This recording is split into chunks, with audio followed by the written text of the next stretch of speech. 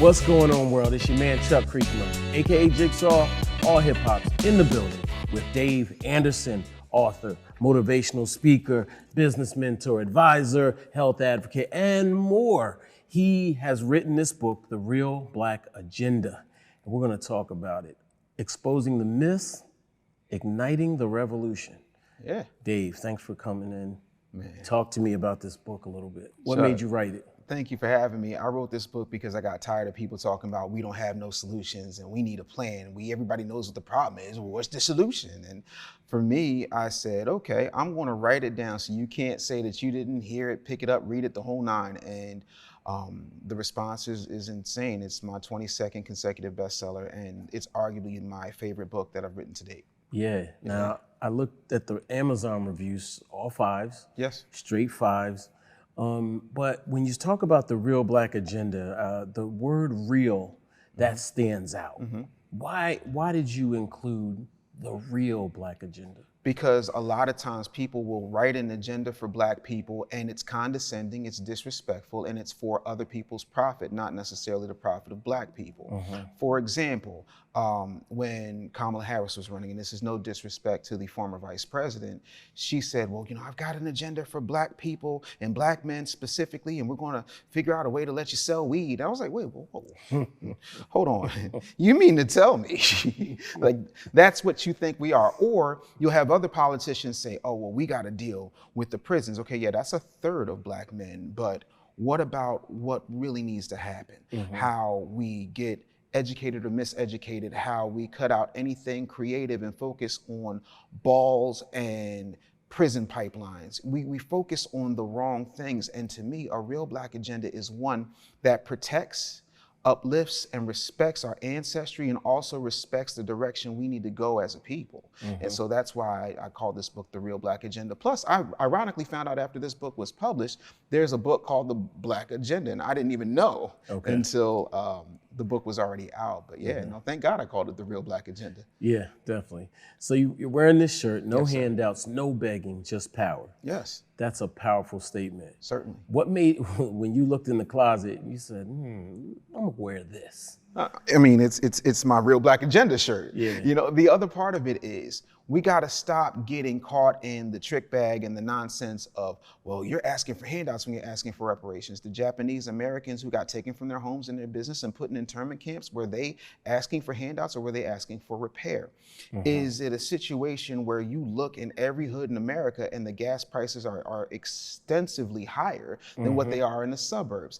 Is it asking for a handout to say, our people are the fattest, the most unhealthy, the most chronically ill, and most of it has to do with what we're consuming. We have more churches and churches' chickens than we have co-ops and farms and farmers markets and people who are building towards our health. We want to have people talk about, well, we're going to drop the cost of diabetes medication. How about we get rid of what's causing the type 2 and type 3 diabetes? Now, in America, we don't call it type 3 diabetes. We call it Alzheimer's and dementia, but it's sugar on the brain. Right. And, for me, those are the things we need to talk about. We need to talk about the fact that we're being miseducated, we're being misled. We have so many of our sisters in college, and no one's talking about the debilitating student loan debt they're dealing with. And you look right now, 300,000 black women, 3 months after I finished writing that book, are now out of a job because those degrees ain't as hot as they used to be in those programs. Yeah, they created these DEI programs. White women have benefited, but their numbers from employment have barely changed, while black women just got decimated. Yeah. To quote Umar Johnson, you don't find that suspicious? I'd say it 3 times, but we're on a time limit. You'd repeat it, repetition. We'll talk about Dr. Umar in a minute, in a little bit. Sure. The solutions, that's key. Yes. Let's say what's a first step? I think our first step is understanding that the number one export America has ever put out has been black labor, black talent, black creativity. And the problem is there's a lack of black ownership, not just cooperative group economics, but black ownership for the idea, for the IP. You just take hip hop, for example. Look how many people give away their publishing the same day they sign their deal. Or they'll say, you know what?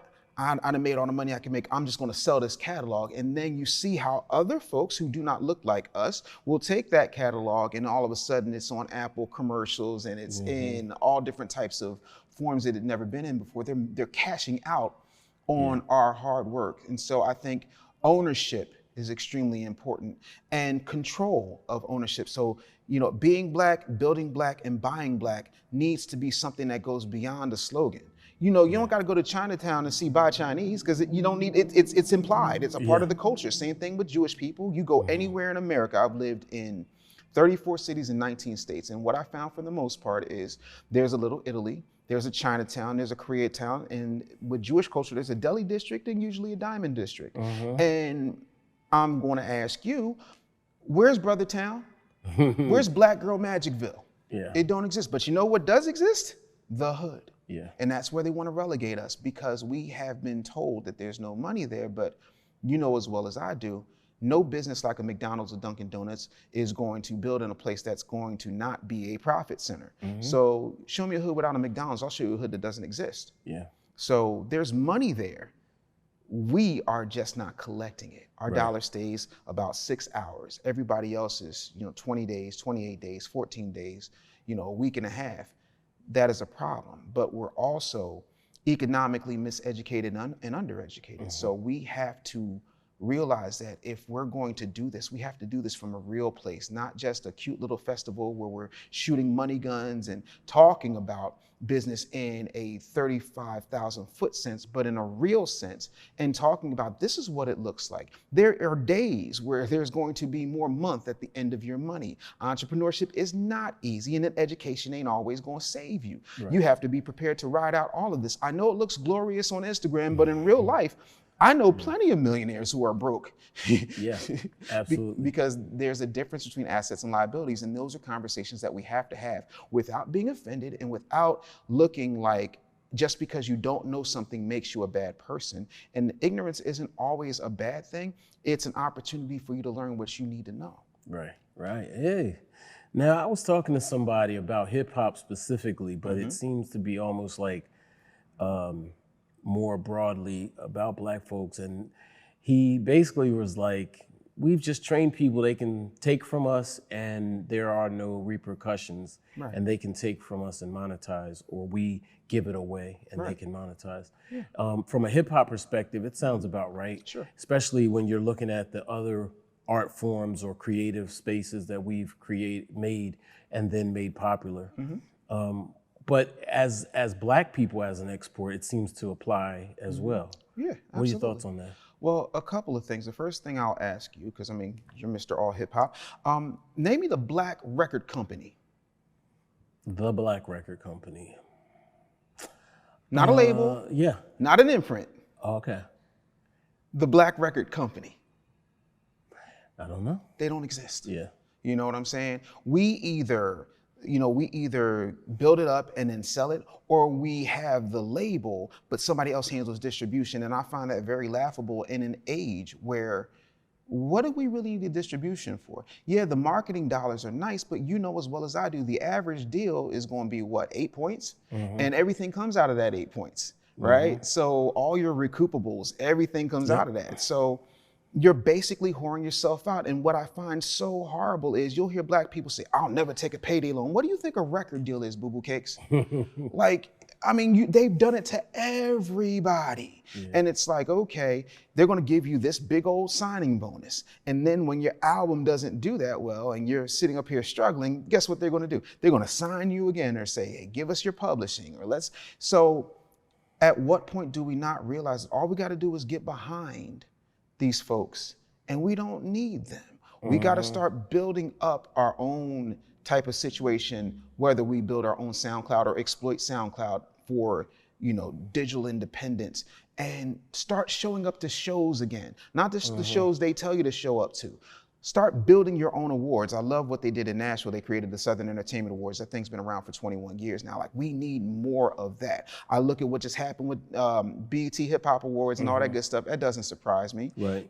But now the only thing Black that's standing when it comes to celebrating who we are is Jason Lee's show. I can't count the Image Awards. I can't count none of that other stuff. Why can't you count the image awards? The NAACP has not didn't have their first black president until after I was born. You can't destroy the root of a thing from the fruit of a thing. I'm talking about blackness. I'm not talking about black faces and white spaces.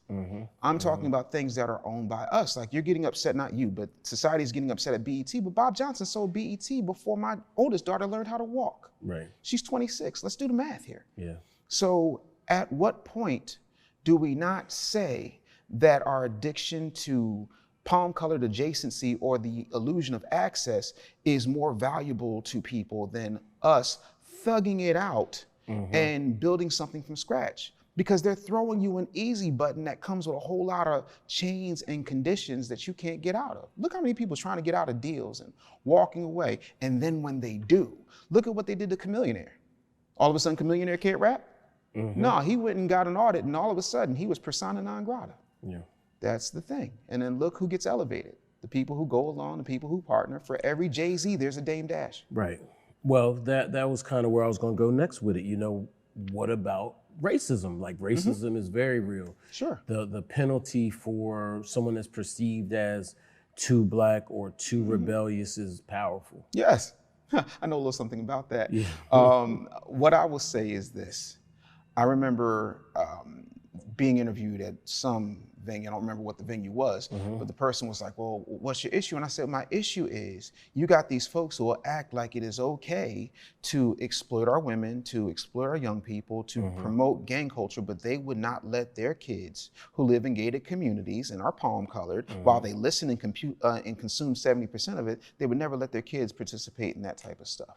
Yeah. Then come to find out, people like Leor Cohen hopped on the Breakfast Club and said, well, I gotta eat. You've never starved a day in your life, bro. You invented the 360 deal. Scooter Braun, like, it amazes me. Here's an example. Not just hip hop, but black music.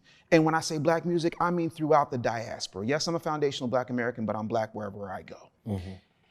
What happened to Milli Vanilli? They got screwed.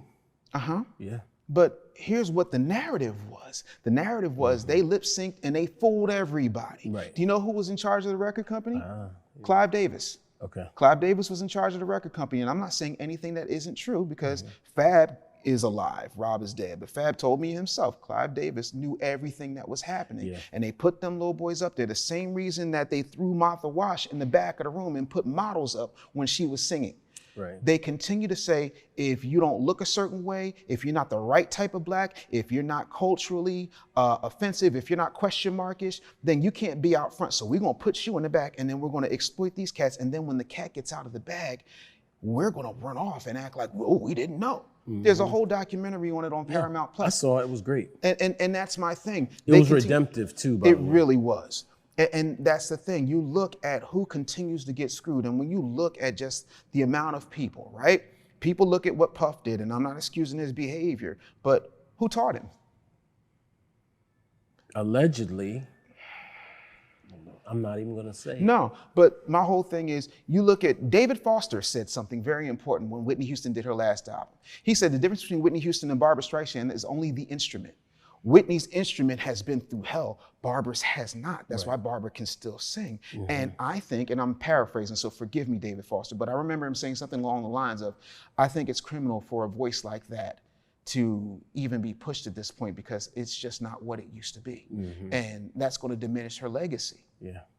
I'm not going to say that somebody particularly pushed that. And while Whitney Houston lay dying in a bathtub, that same person was having a party that night. Oh boy. And that's the thing. And it's not just him. Who won the East Coast West Coast beef? Interscope. Jimmy Iovine. I can say that. Who made more money off of Beats by Dre than Dr. Dre did? Jimmy Iovine. Every time you look, they're right there. And it's the same thing in hip hop and R&B and sports, in every major field of black human endeavor. There's somebody else getting paid off of what we create. But isn't that our fault? Isn't that ultimately our fault for making those decisions and going along with that? Let me ask you this. Would you blame a lab rat for being put in a lab maze and smelling cheese, and on the end of that cheese there's a trap that they didn't know? All they know is, ooh, there's cheese and this is my environment. You know what I'm saying? They've done gnat experiments where if you take the lid off the jar, the gnats that haven't been in there before, they're only going to go so far, the fleas or whatever it is. There is a certain amount of ignorance that has been taking place. Then you also have to look at what's happening culturally. Culturally, it's always been, if you want to get anything done, you got to go to the white boys. If you want to get anything done, you want to be somebody, you got to go where they are. I've seen rappers, you've heard rappers say, well, I'm going to go wherever the white boys tell me to. That's not an uncommon phrase. Right. The thing of it is it your fault? To a certain extent, yeah, but did you create the system, or are you just trying to play in it based on what those rules are? You know what I'm saying? Like, Bo Jackson could never take a baseball bat into an NFL locker room. Right. Even though he's a phenomenal baseball player, when he's there to play football, he's there to play football. Same thing with primetime. So you have to play the rules of the game the way the game is set up. Now, my question is, at what point do we not take our ball and go home without being ostracized, without being labeled difficult, without being labeled a rabble-rouser or a troublemaker? Or when you ask for your money like Left Eye did, or like Ice Cube did, or like Tupac did, all of a sudden, what do Left Eye, Ice Cube, and Tupac? Never mind, that sounds conspiratorial. Let's keep going. Yeah, okay. Black leadership, let's talk about that. I'm sorry, what? Black leadership. Oh, this is the oxymoron part of the conversation. Black leadership. Okay. What's your take on black leadership? My take is the same as my good friend, the late Dr. Julia Harris' take. The problem is not black leadership. The problem is we have too many leading blacks. They're bought and paid for. They are told who to do what with and how to do it. And if anybody steps out of line, you condemn them. We look at leadership and say, oh, well, you know, this person is great and this person is wonderful, and this is the person you need to follow behind. And we just do it without asking for anything. Who's a black leader now? I mean, I know Jesse Jackson's in a wheelchair, but Jamal Bryant is rolling him out to either fight about Target or fight about illegal immigrants, neither of which is our fight. Like, who's our leader? When do we lead ourselves? Better yet, who's the leader of the Italian Americans? Great question. Who's the leader of the Chinese Americans? Who's the Japanese American leader? Who's in charge of the Latin Grammys off the top of your head? Do you know? That's a great question. I don't know. Although I would argue that white people have one, Donald Trump. Here's my thing with Trump. It's amazing to me how the same people who are calling this man racist was watching The Celebrity Apprentice and cheering on Nene Leakes, Arsenio Hall, what's her name? Oh God, I see Kenya Moore, all those people, and had no issue with it. It was #1 in black households. I do remember that Arsenio, when he had Farrakhan, allegedly, had Farrakhan on his show the first time, said it wasn't a black thing or a white thing, it was a night thing. All of a sudden his show had to go. Who got him his show back? I don't know. Trump. Oh, that's nice of him. It was very nice of him, and that doesn't mean that I don't think he's problematic, but my whole thing is, name me a white president who hasn't been racist. JFK. Okay. That's one way to go about it. But even with that, what did we have? And what did they do for JFK? Like, how did JFK tangibly help the situation? Well, you know. Are black people any better off now than we were in the 60s? Not now, but there was a period of Sure. of upward mobility. Absolutely. Yeah. Now here's the thing. A fairly long period. Here's my thing. I don't care who's in there, right? In the movie Black Panther, Okoye says to Nakia, I serve that throne no matter who sits on it. It is up to Chuck Creekmur, it's up to Dave Anderson, it's up to whomever to still provide for our families, regardless of who's at 1600 Pennsylvania Avenue. We spend so much time focusing on who the president is and not enough time focusing on who our alderman is, who our block captain is, who's in charge of our school boards for our children. You know, what homeschooling options we have. We get caught up in all of that, but my whole thing is, the one thing that I know about every single president, including the one that we like to say was the first black president, is they all do for the people who pay them first. We like to sing and hashtag and we shall overcome and complain about, oh, this person's bad and this person's racist. You live in a country that was founded on your blood and racism. Yeah. What else you got? There was a point where we had a thing called the Black Liberation Movement, but magically that got wiped and I almost said whitewashed. Oops, I said it, into civil rights. where fat white women got to work at Pan Am because, before that they weren't sexy enough. It becomes about everybody else. Yeah. The 13th and 14th and 15th Amendment were about black people, but it became about everybody else. And you know who's last to get paid? You know who's last to get taken care of? You know whose communities are last in damn near everything? Black communities. But we over here caping for everybody. We in the streets in LA because they're going to deport us next to where? Where's our country, if not this one? Right. So at what point do we not start writing checks and holding all the politicians and everybody in his cabinet around him? Yeah, well, writing checks, that's an important part that most people don't talk about. No. I mean, last year I supported a couple of politicians and gave more than ever at that, in my life. Right. Which I think more folks need to consider when, and then some of us will back both. Yes. In order to get. Yeah. It's called hedging your bets. That's what smart people do. See, black people are the only group in America that vote 90% one way. Everybody else has people on both sides of the aisle. And for those of you who say, well, what about the gays? I give you Caitlyn Jenner. Hispanics have people on both sides of the aisle. Asians have people on both sides of the aisle.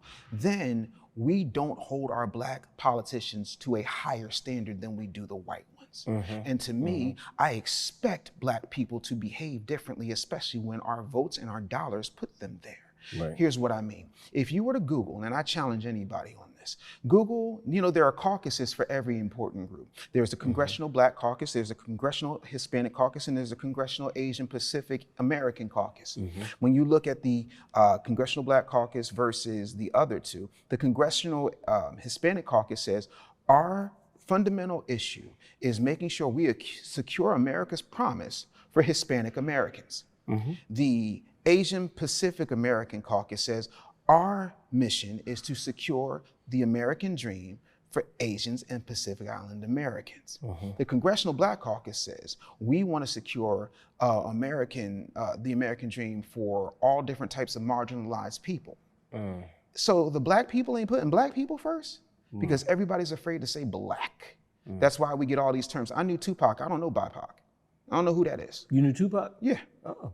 Okay. And by knowing him, I worked for his mom. I met him twice. Okay. But I knew for a fact, like when I spoke to him, we got down on the fact that he was a theater kid. I was a theater kid. Yeah. We got down on the fact that we had mothers that were big on stoking our creativity, and that was, for me, that was a very, very cool experience. I met him once when I was 17. I met him again when I was 19. And then later on, I worked for his mom. Yeah.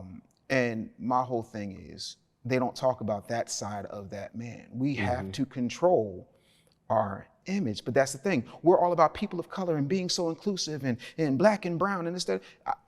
What's the black award that is carved out at the Latin Grammys?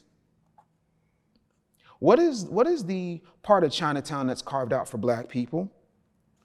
So why is it that we're putting on a cape for everybody except for us, and when we do put on a cape for us, we're being called divisive? That's my issue when it comes to, Orange Man bad. Yes, he's bad. He's absolutely horrible. I can't stand him. But the truth of the matter is, we done been through worse. Yeah. And we will be through something worse than him because before him, the thing was, George W. Bush is a racist and da-da-da. Okay, cool. We made it through Bush. I bet you'll take Bush over this dude. Absolutely. But even Bush in his last interview said to the lady who was like, well, on your watch, we had 9/11, we had Hurricane Katrina, and Kanye said you're a racist. And what do you have to say about that? This is your last interview. And Bush basically leaned back in his chair and he said, I promise you, history is going to be kinder to me right now than what you're being. History is kinder to him now because now we get an extreme. Yeah. You see what I'm saying? It's the Batman effect. You throw on a cape and a cowl and all of a sudden you get people walking around with exploding winded penguins and now you're like, oh my God, Gotham is ruined.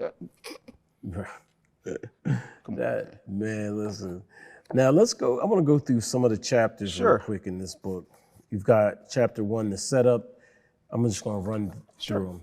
The setup, the agenda, economics of freedom, the mindset of domination. Yes. Okay. Damn, I'm slowing down a little here. It's okay. Family legacy, generational codes, the new education, the body count, how the system profits from our pain.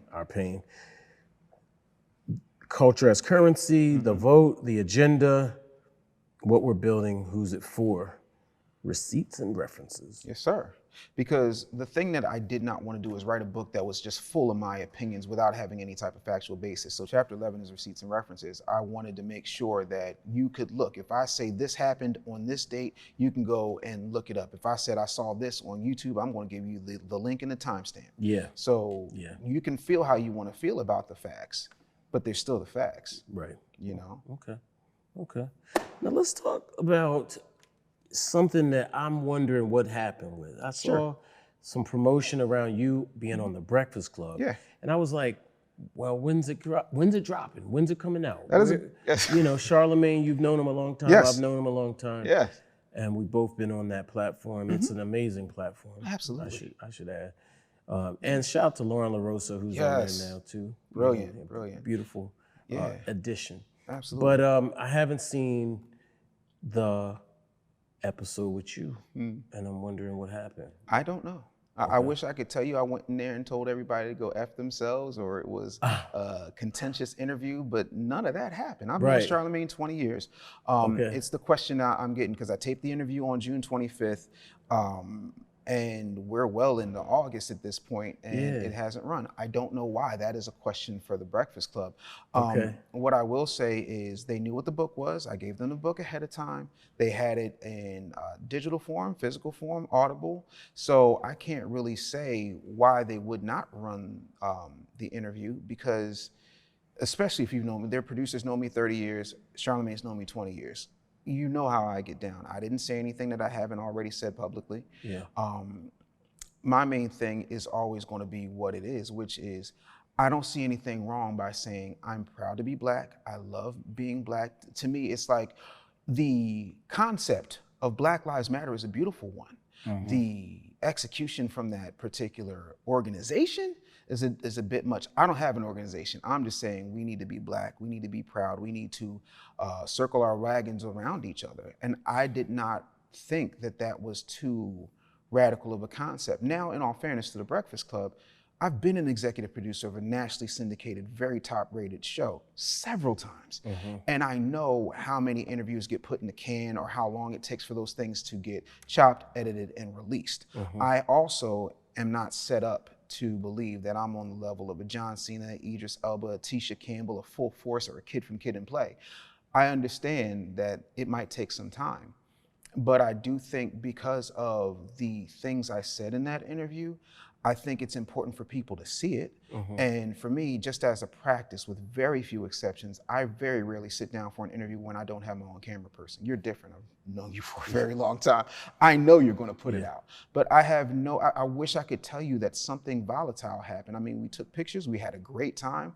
It was a phenomenal conversation. And for the first time, I think, I could be wrong, somebody might be able to fact check me on this and prove me wrong, but I took time, and my team and I took time to research every single member of the Breakfast Club, including the people who play the background.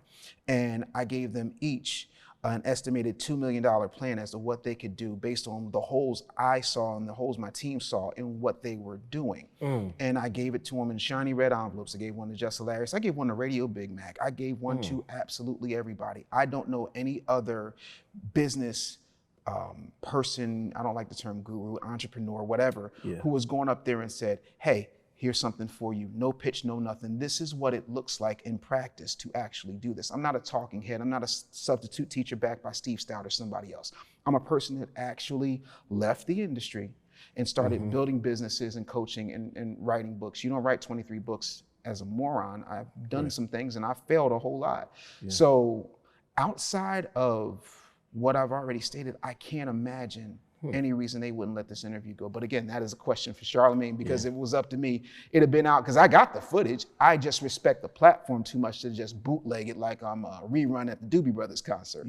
Now that's half of the people ain't gonna get that reference. Exactly. It's from old heads. Yeah, shout out to Charlemagne. We'll make sure he sees this and hopefully has some answers, and hopefully, release it for people to see. I would love that. But any way you slice it, I appreciate you just sitting down and having this conversation with me, because it's not about the book and it's not about me. It's about the message that needs to be disseminated. One thing he did say, he being Charlemagne, that I liked, he said, based on what I hear you saying, because he had not had time to read the book, which we get it. Charlemagne got more jobs than the Jamaican Wayans brothers skit. He said, a lot of what you're saying, I've heard Minister Farrakhan say, I've heard the Honorable Elijah Muhammad say, I've heard Malcolm say it, I've heard this one say it, that one say it. And what I said to him is the same thing I'd say to anybody who asks that question, which is, are Black people where we need to be? Do we have Wakanda in America? Then it begs repeating. Right. You know, there's only 88 keys on a keyboard. There's only so many songs I'm going to be able to sing. Yeah. The other part of that is, I have a 26-year-old and I have a 10-year-old. If you tell my 26-year-old, hey, Dory, 2 times 2 is 4, and so is 2 plus 2. She's gonna be like, yeah, Dad, no duh. To my autistic 10-year-old, that's a revelation. Yeah. I wrote this to give a revelation to a generation that has been completely disrespected and ignored, but I do think has the capability. Pac even said, I might not be the person that changes the world, but I'm going to spark the mind of the one who does. Right. I took that as a personal challenge. This is my continuation of that thought process. What about reading in general? People don't read, and well, the impression we get is that people don't read. Yeah. I'm very intentional now about reading, especially just for quiet time, peace of mind time, and also obviously for intellectual purposes. Sure. Do you think young people will pick up a book and read it? It's been on the top of at least 4 bestsellers list. I know it's not a whole bunch of people who are just my age. I've ran into plenty of young people like, yo, Uncle Dave, man, I love the book. Yeah, the other part of that is, this book launch has been different than any other book launch I've ever done, in that I not only wrote the book, but for my Christian folks, I created a devotional, I created a workbook for everybody, I put it on Audible, and I released what I'm calling the Graphic Manifesto, which is the real Black agenda in a manga-style comic book form. Wow. Because I didn't want the excuse to be, well, people don't read. Yeah, I read 2 books a day, but I got time to read 2 books a day. Yeah. The average person doesn't have that. Gotcha. You know, so to me, I was going to find a way to get the message out, whether you pick that book up physically or not. All right. I mentioned Black leaders earlier. Sure. When you gave me this book in the, the digital copy, the first person that came to my mind was Ice Cube. And I say that because Ice Cube wrote, I forget exactly what the name of it was. Contract with Black America. Yeah, Contract with Black America. What'd you think about that? I thought it was phenomenal. The problem wasn't Ice Cube. First of all, he went to somebody who, when Jesus ascended, if you believe in the Bible, if you don't, the story's still important. When Jesus ascended, he realized that he didn't have a theological expert on the team when he ascended. So he went and stopped Saul on the road to Damascus and said, you're going to be Paul. Paul went and wrote 75% of the Bible. Ice Cube realized he wasn't a financial expert, so he got the best Black financial expert he could, who had been working on behalf of Black people, screaming at windmills, like Don Quixote, and that is Dr. Claude Anderson, no relation. Yeah. And he put together something solid. And what happened was he went to the Biden camp and he went to the Trump camp. The Biden camp said, yeah, we'll deal with this after the election. And the Trump camp said, like some of this, don't like all of it, but you know what? We're gonna put some of this together. We're gonna create a platinum plan. You like platinum? Yeah, Ice Cube, you like platinum. I know you like platinum. We're gonna check ourselves before we wreck ourselves. And people automatically called that man a sellout. And I'm like, so a sellout is a person that creates a basketball league for people that the NBA threw away, empowers a Black woman to lead former NBA players to a championship. I'm talking about Lisa Leslie, who's a phenomenal WNBA athlete, and everybody owes her and Cheryl Swoops and Dawn Staley a great deal of gratitude for what Angel Reese and Caitlin Clark and those ladies are experiencing now. Ice Cube. Without Ice Cube, would John Witherspoon be as big as he was before he passed? Absolutely not. Michael Blackson, Don D.C. Curry, Chris Tucker. We would not be having a conversation about Chris Tucker 30 years later if it wasn't for Cube. And even then, nobody believed in that movie. That movie became a cult classic. That movie is Black people's Austin Powers. Austin Powers didn't do so well in the theater. It did all right.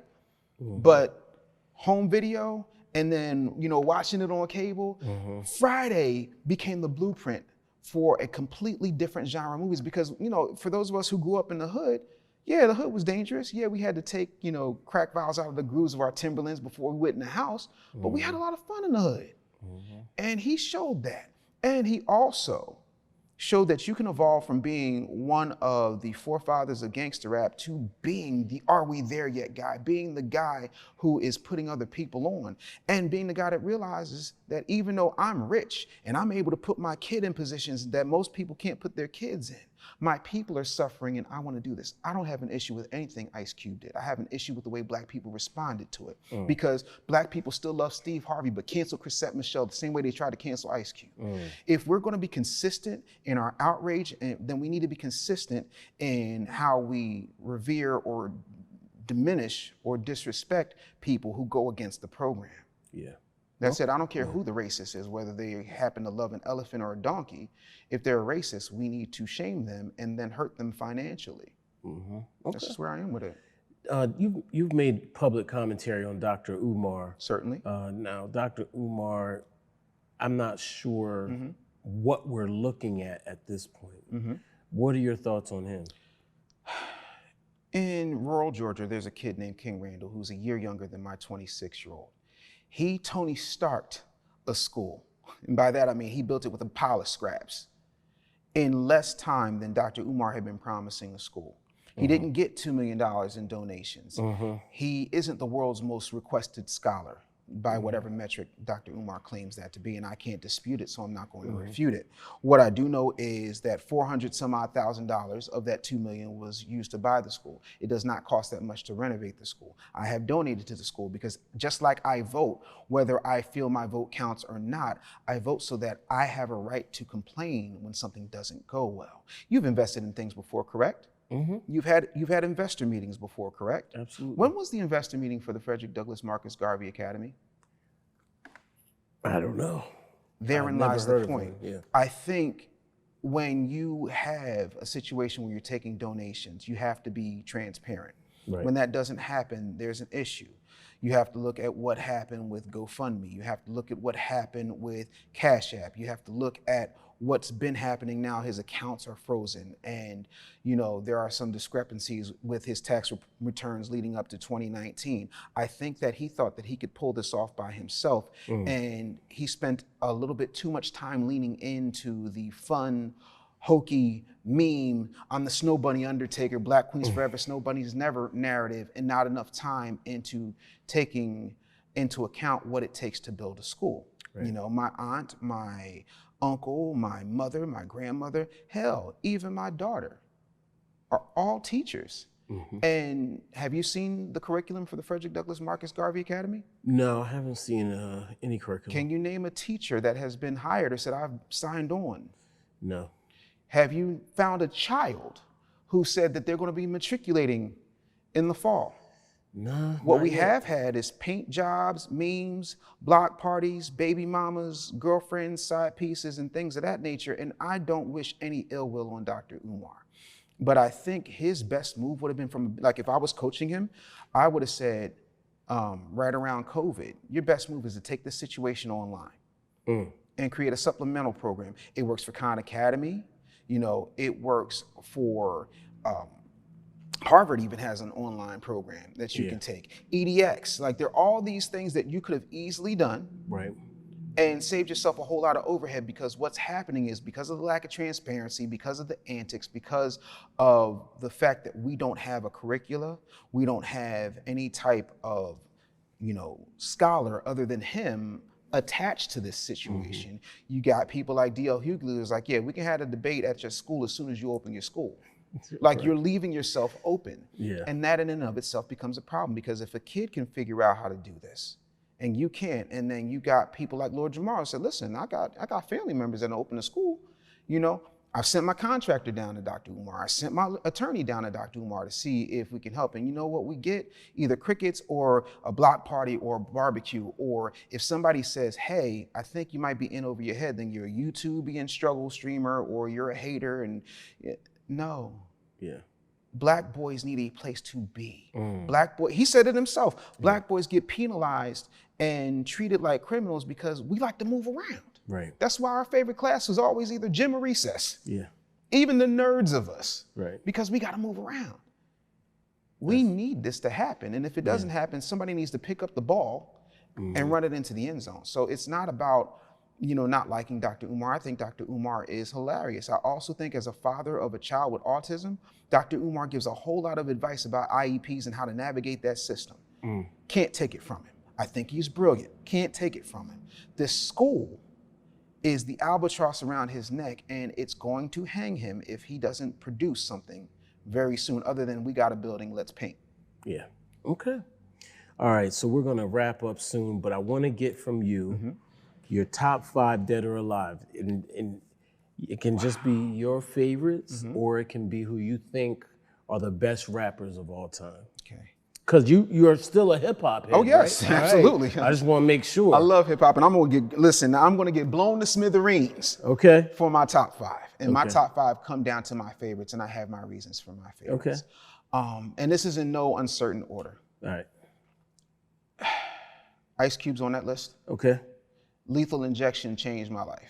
Okay. As a person of faith, there's a skit on the Lethal Injection album where this dude is, he's just standing there, and Ice Cube walks up on him and says, "Hey man, what you doing?" He says, "Oh, I'm waiting on my Lord and Savior Jesus Christ." He said, "You just wait for Jesus to fall out the sky?" He's like, "Yeah." He said, "You're gonna be needing them sneakers then." Wow. You see what I'm saying? But if my man was moving, Cube wouldn't have took his sneakers. Right. So for that alone, I gotta put him there. KRS-One, The Teacher. Love's Gonna Get You, phenomenal song. I relate to that song. I've lived that song. You know, I had a brother. Yeah. You understand? I also think, you know, the amalgamation of his name, knowledge reigns supreme over nearly everybody, still holds true. That's why I wrote that book. Yeah. You know what I'm saying? I was 17 years old and KRS-One gave a lecture at my alma mater, Temple University, and I was floored because I was expecting to show. Yeah. What I got in return was an awakening I wasn't ready for. You have, for me, you got to put Queen Latifah on that list. Okay. The reason I put Queen Latifah on that list is the same reason that I put the next person on that list. Transcending beyond what you're supposed to be. You know, a thicker than average girl, somebody from Jersey that most folks would have just written off, has had a damn near 4-decade career of nothing but greatness. Yeah. Oscar nominations, Broadway, talk show, revamping what it means to have a Black female-led sitcom that then Friends went and stole. Yeah. Literally stole. They watched this and said, "Oh, we could do this better." Yeah. Always hated Friends, by the way. I never watched a full episode ever in my life. Yeah, me neither. Will Smith. Okay. Will Smith has to be there. First rapper to win a Grammy, right? And he boycotted, and everybody was behind Will for that. People act like Will is from West Philly. And if you understand West Philly, the last thing you would ever do is call Will Smith soft. If he's soft, ask Tommy Davidson how soft Will Smith is. You mean Chris Rock? No, I said Tommy Davidson. On the set of Woo. Uh-oh. Tommy Davidson improvised a kiss with Jada Pinkett. Uh-oh. Will Smith was in that trailer having a conversation. And I'll leave it there. That's Tommy Davidson's story to tell, not mine. But I said what I said. You can research it and ask Tommy Davidson next time you see him if he thinks Will Smith is soft. Okay. So that's 4, right? Shout out to Will though. For people that know first album Will, you would never argue with what you just said. No, but I mean, even with that, like even if you, and people are gonna grind me up for this because the singles were so poppy.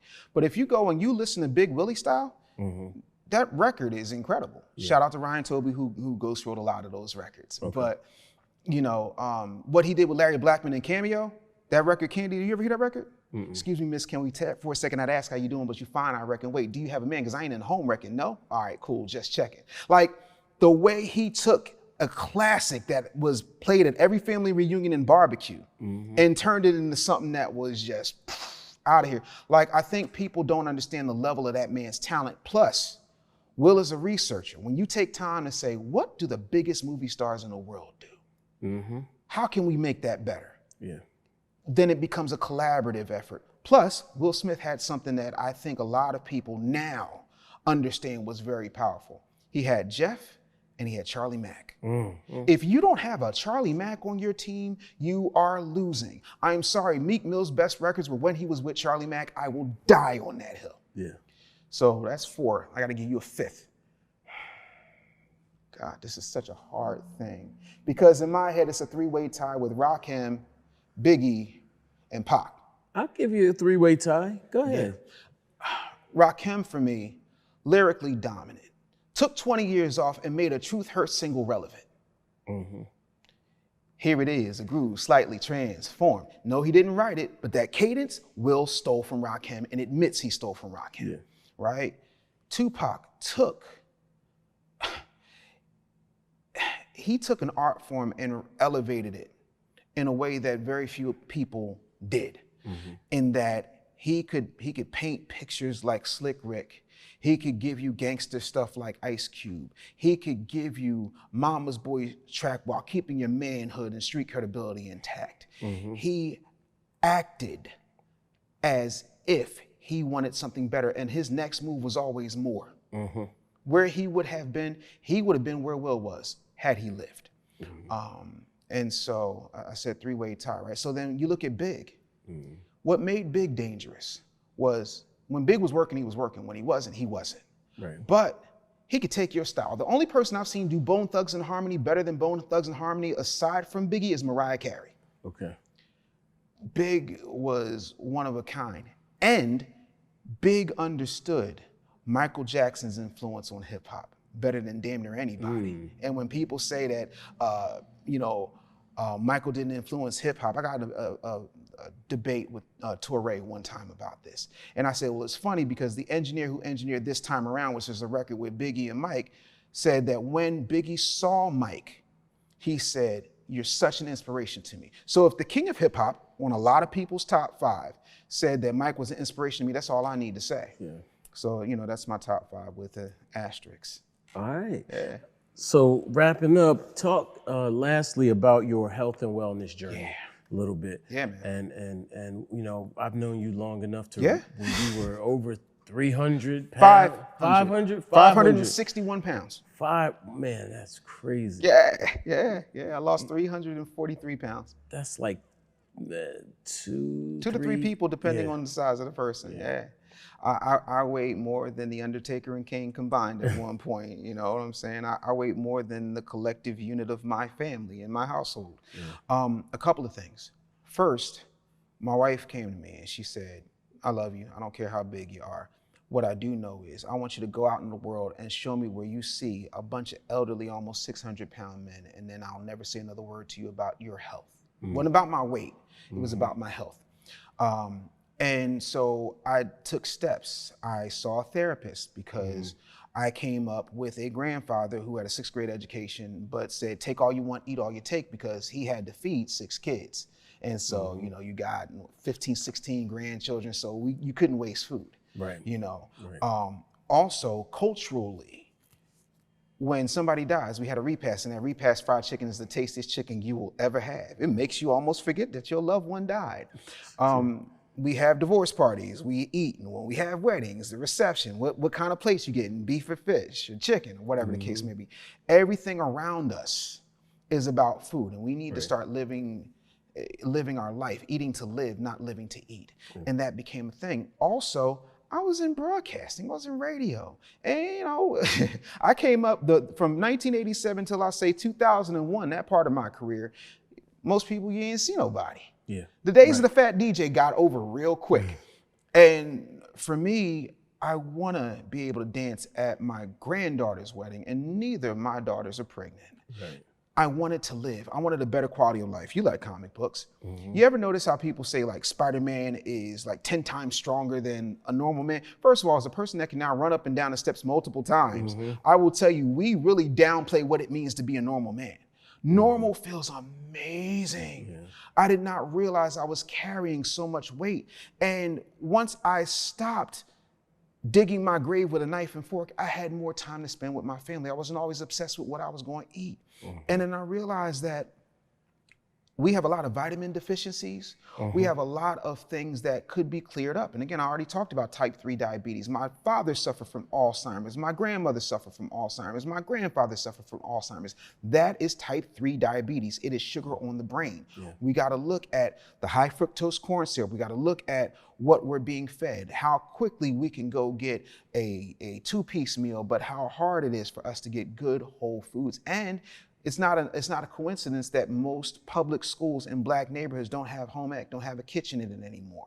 Right, that's a fact. So I went from being the person that would have been the doctor now a bunch of times, you gotta have a 1,200 calorie diet, and I became the person that I always wanted to be, the person that could go to Target and pull a shirt off the rack and get it, or go on a roller coaster with my kid. Now, I'm almost 50. Roller coasters don't hit like they used to. Yeah. Like you running marathons, you know how hard it is. It's hard. You know what I'm saying? Because I'm still half a century. You know what I'm saying? I'm getting there. But at this point, the one thing that I think is revolutionary, the one revolutionary act that most Black people don't talk about, Chuck, is if we got control of our health. Imagine how much brain fog would lift off of our people. Imagine how much more we would do. But if we decided to get healthy all at once, we'd be public enemy number one again. You wouldn't be able to control us again. Yeah. It would take a whole lot more than a Real Housewives or a rap record or a Sexy Red to hold us back. Yeah. Because we'd be a nation of millions that would actually be able to walk the talk of so-called revolution if it ever came to that. Because let's face it, the only thing the dominant society understands are two things: the loss of revenue or the loss of blood. And we ain't prepared to pull our money. We got 22 Black banks left standing, and obviously most of us can't even tie our shoes without needing an oxygen tank. So who we gonna fight? So that's why health is wealth to me. Okay. Thank you, man. The Real Black Agenda, Dave Anderson. Yes, salute. Sir. Thank you, respect, man. Congratulations, and everything. Thanks for being here at AllHipHop, and we will definitely talk soon. Any last words? Yeah, I just want everybody to check out the book. Please go to therealblackagenda.com. Follow me on all platforms at The Business Bully. And I'm telling you, if you find fault in this book, I welcome that. Because I don't think I got all the answers, but this is just what my research showed. This is what I thought was important. And I think the best way we can get anywhere, especially when it comes to getting to the top of the mountain, whatever that looks like for us, is by having opinions that are different from each other. That's how we learn. We don't learn anything in a vacuum. We don't learn anything in an echo chamber. We don't learn anything sitting Sunday morning at a mega church giving, billions of dollars a year. We learn by pulling our money, pulling our resources, and pulling our experiences, and taking the sum total of all those things and building our own. And when we do that, we won't need anybody's help. We'll be able to repair ourselves while we wait for them to give us the reparations we're so greatly owed. Thank you. Thank you, brother.